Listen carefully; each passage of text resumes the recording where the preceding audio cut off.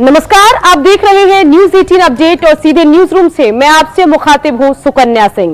News 18 update में तमाम update खबरें आपको बताएंगे, लेकिन सबसे पहले न्यूज 18 बिहार झारखंड के दर्शकों को स्वतंत्रता दिवस की ढेर सारी शुभकामनाएं। तो चलिए सबसे पहले आपको दो तस्वीरें आपको दिखाएंगे जिसे देखकर आपका सीना चौड़ा हो जाएगा। तस्वीरें दो आपके टेलीविजन स्क्रीन पर। ये दो तस्वीरें लद्दाख की है। पहली तस्वीर की अगर हम बात करें तो आप देख रहे हैं 16,000 फीट और 14,000 फीट की ऊंचाई पर हमारा प्यारा तिरंगा शान से लहरा रहा है। देश की सुरक्षा में तैनात आईटीबीपी के जवानों ने पैंगोंग नदी के किनारे तिरंगा लहराया। वहीं 16,000 फीट की ऊंचाई पर भी जवानों ने तिरंगे के साथ भारत माता की जय का नारा लगाते हुए मार्च किया।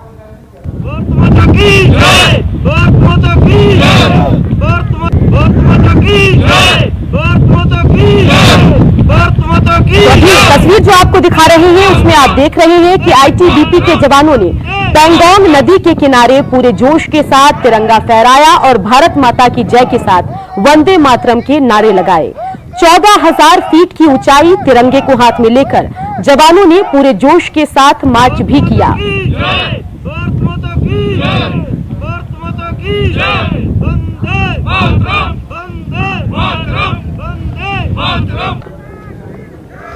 अब ये तस्वीर देखिए जहां 16,000 फीट की ऊंचाई पर लद्दाख में आईटीबीपी जवानों ने तिरंगा फहराया।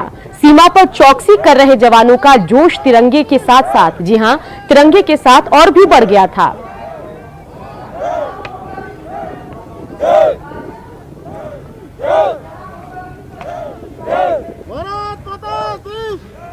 तो ये तस्वीर आपने देखी। एक और तस्वीर आपको दिखाते हैं। जी हां, लाल किले के प्राचीर की अब हम आपको तस्वीर दिखाने जा रहे हैं जहां पर प्रधानमंत्री नरेंद्र मोदी ने झंडोत्तोलन किया। तो देश 74वें स्वतंत्रता दिवस का एक और तो जश्न मना रहा है। वहीं कोरोना वायरस संकट के बीच प्रधानमंत्री नरेंद्र मोदी ने आज लाल किले पर 74वें स्वतंत्रता दिवस पर तिरंगा फहराया। लाल किले पर 7वीं बार तिरंगा फहराने वाले पहले गैर कांग्रेसी पीएम बने मोदी। आपको टीवी स्क्रीन पर हम 5 तस्वीरें दिखा रहे हैं।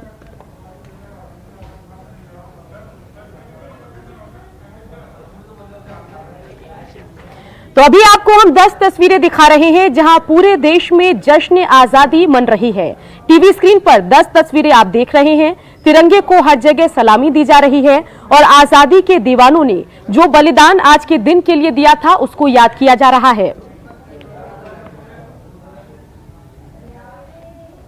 तो 10 तस्वीरें आप देख रहे हैं। 10 कैमरों के जरिए ये तस्वीरें कैद की गई है और देखिए इन 10 के 10 तस्वीरों में एक और तो झंडोत्तोलन हो रहा है, वहीं झंडे को सलामी भी दी जा रही है।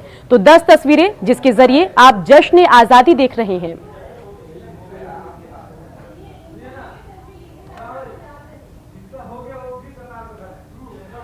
एक और तो देश आजादी का जश्न मना ही रहा है, लेकिन देश के सामने कुछ चुनौतियां भी हैं जिसका जिक्र प्रधानमंत्री ने आज लाल किले के प्राचीर से देश को संबोधित करते हुए कहा। इस दरमियान उन्होंने चाइना के ऊपर भी अपनी बात रखी। क्या कुछ कहा पीएम ने, आइए वो सुनते हैं।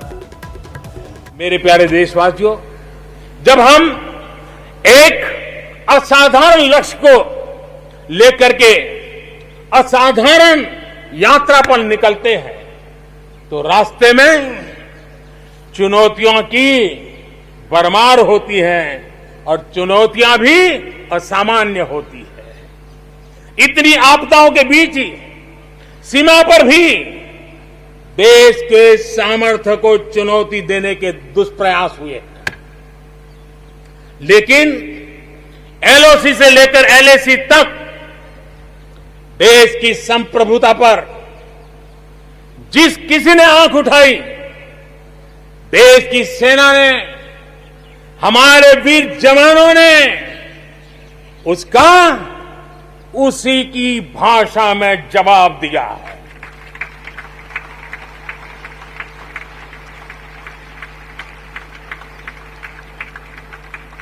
भारत की संप्रभुता की रक्षा के लिए पूरा देश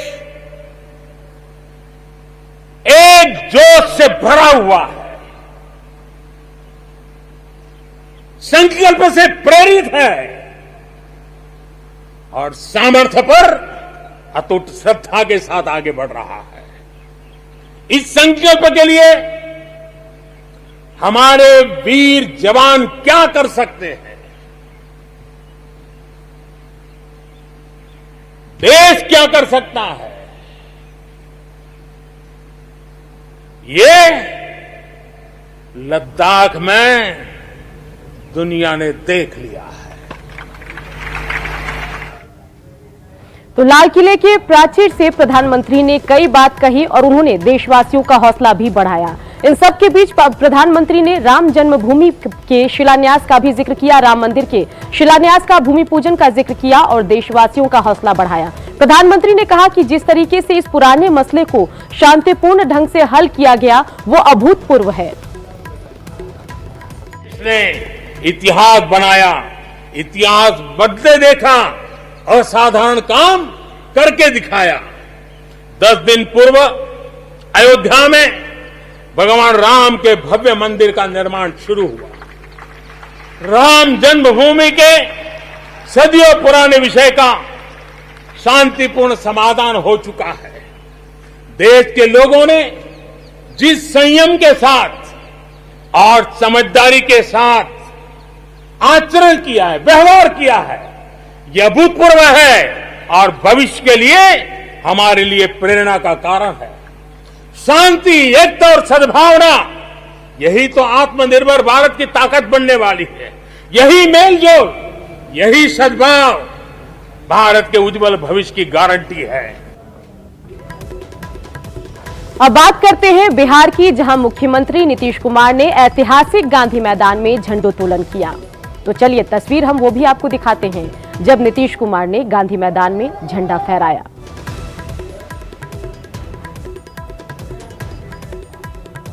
तो 2 तस्वीरें आपको दिखा रहे हैं और तस्वीरों में देखिए, जहां एक ओर तो गांधी मैदान में झंडा फहराया गया, वहीं मुख्यमंत्री नीतीश कुमार ने झंडे को सलामी दी।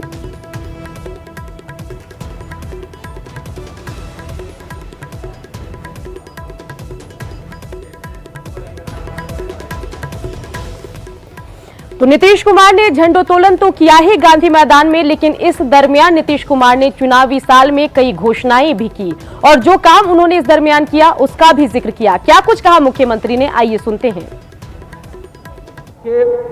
पंचायती राज संस्थान एवं नगर निकाय के शिक्षकों के सेवा शर्तों को बेहतर बनाने के लिए जितने हमारे टीचर हैं पंचायती राज संस्थान और नगर निकाय में, उनको बेहतर बनाने के लिए शीघ्र नई सेवा शर्त नियमावली लागू की जाएगी और इनके सामाजिक सुरक्षा के लिए उन्हें कर्मचारी भविष्य निधि, एम्प्लॉय प्रोविडेंट फंड, ईपीएफ का लाभ दिया जाएगा। ये हम लोगों ने तय कर दिया है और ये सब इसके लिए नियमावली बन रही है। बहुत जल्दी अब इसके बारे में सब कुछ का फॉर्मल जो औपचारिक निर्णय है वो अभी कुछ ही दिनों के अंदर हो जाएगा।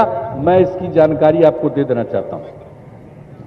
और राज्य सरकार द्वारा सभी पंचायतों में जो हमने जिक्र किया, एक उच्च माध्यमिक विद्यालय की स्थापना, तो इसके लिए सबको शिक्षा की सुविधा उपलब्ध कराने के लिए 35,916 शिक्षकों का पद सृजित किया गया है, जिन पर नियुक्ति की कार्रवाई शीघ्र प्रारंभ कर दी जाएगी। तो मुख्यमंत्री को सुना आपने, साथ ही आपको बताएं कि इस दरमियान बिहार में कोरोना की स्थिति पर भी नीतीश कुमार ने बात की, साथ ही कोरोना जांच को लेकर क्या कुछ लक्ष्य हैं वो भी मुख्यमंत्री ने बताया। आइए सुनते हैं। तो हमारा प्राइमरी हेल्थ सेंटर है, वहां पर इसका इंतजाम, जो चाहेंगे उनकी भी जांच, तो ये सब काम हम लोग करवा रहे हैं। और जो राज्य के निजी चिकित्सा संस्थान हैं उसको भी ये सुविधा दी जा रही है, प्रयोगशालाओं को भी सुविधा दी जा रही है। अब इसके अलावे ये जांच तो हो ही रही है, लेकिन हम लोगों ने 3 स्तर पर इंतजाम करके रखा है लक्षणों की गंभीरता के अनुसार संक्रमित व्यक्तियों के इलाज के लिए। एक है इलाज कोविड केयर सेंटर, दूसरा कोविड हेल्थ सेंटर और तीसरा डेडिकेटेड कोविड हॉस्पिटल। ये तीनों प्रकार की व्यवस्था हम लोगों ने की है और इसके लिए ऑक्सीजन युक्त बेड, आईसीयू, वेंटिलेटर की व्यवस्था लगातार हम लोग बढ़ाने की कोशिश कर रहे हैं। तो जाहिर है चुनावी साल है तो कुछ बड़े ऐलान, बड़े घोषणा होना भी लाजमी है। और इस दरमियान मुख्यमंत्री नीतीश कुमार ने कहा कि अगर एक बार और मौका मिला तो हर खेत तक पानी पहुंचाऊंगा। क्षेत्र में उत्पादन में वृद्धि, हर तरह का काम, कृषि रोड मैप तीसरा चल रहा है, उत्पादकता बढ़ी है। कौन सा काम हम लोग नहीं कर रहे हैं? मौसम के अनुकूल फसल के लिए हम लोगों ने काम शुरू किया 8 राज्य से, ये पूरे सभी 8 जिलों में, ये पूरे 38 जिलों में लागू हो। एक एक काम हम लोग कर रहे हैं। फसल अवशेष को लोग जला देते हैं, इसके खिलाफ हम लोग अभियान चला रहे हैं।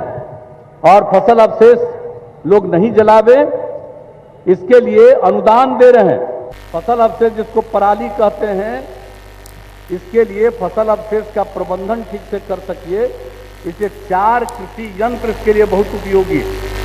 उस कृषि यंत्र के लिए राज्य सरकार ने दे दिया, निर्णय ले लिया कि 75% का अनुदान किसानों को देंगे।